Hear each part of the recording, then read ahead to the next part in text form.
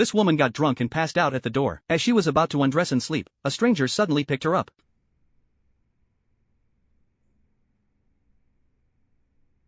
No!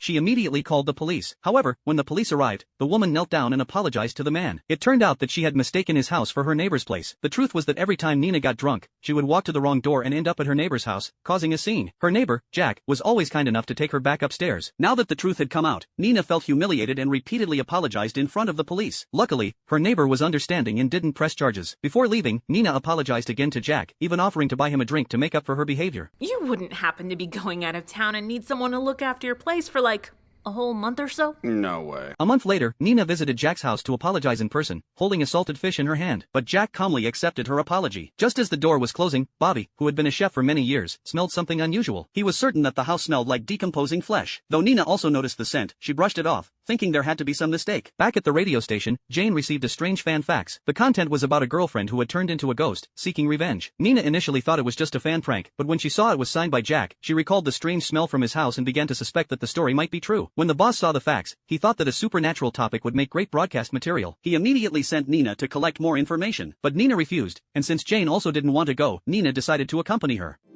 We'll go together. I forgot I vowed to protect you no matter what happens, and I will keep that vow. Oh, okay. Thank you.